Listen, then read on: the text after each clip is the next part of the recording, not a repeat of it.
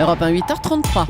Le vrai faux de l'info de la matinale, Anne Le Gall, bonjour Anne. Bonjour. On va parler ce matin des conditions d'utilisation des pesticides par les agriculteurs. On en parlait tout à l'heure dans la question qui fâche de 7h15 notamment. Et oui, certains d'entre eux ont manifesté hier car ils redoutent que la loi d'avenir sur l'agriculture ne limite l'utilisation des pesticides dans certaines zones.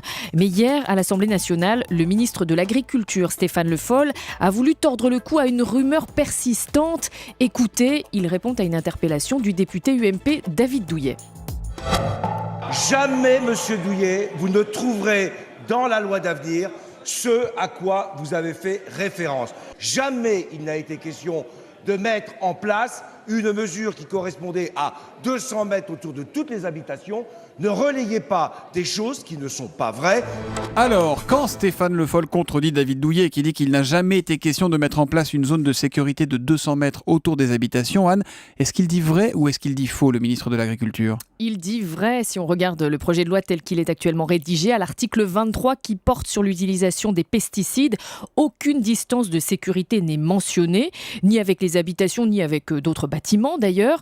L'article stipule simplement que, je cite, le ministre chargé de l'agriculture peut, dans l'intérêt de la santé publique et de l'environnement, prendre des mesures d'interdiction ou de restriction concernant l'utilisation des produits phytosanitaires. Oui, donc il y a bien un objectif du gouvernement de renforcer les mesures de protection. Les agriculteurs, de leur point de vue, ont raison de s'inquiéter.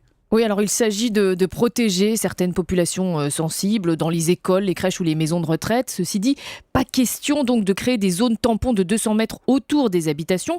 Tout simplement, précise le ministère de l'Agriculture, parce qu'il n'y a pas que la distance qui compte pour protéger les populations d'éventuels pesticides qui seraient portés par le vent. Il peut aussi y avoir, par exemple, des haies de protection ou des systèmes anti-projection sur les appareils d'épandage. Mais alors, elle sort d'où cette histoire de zone de 200 mètres autour des habitations qui a la vie dure, semble-t-il ? Alors autour des habitations, c'est assez mystérieux, mais l'idée d'interdire les pesticides à moins de 200 mètres des écoles, effectivement, c'est une idée qui a été évoquée par Ségolène Royal fin mai.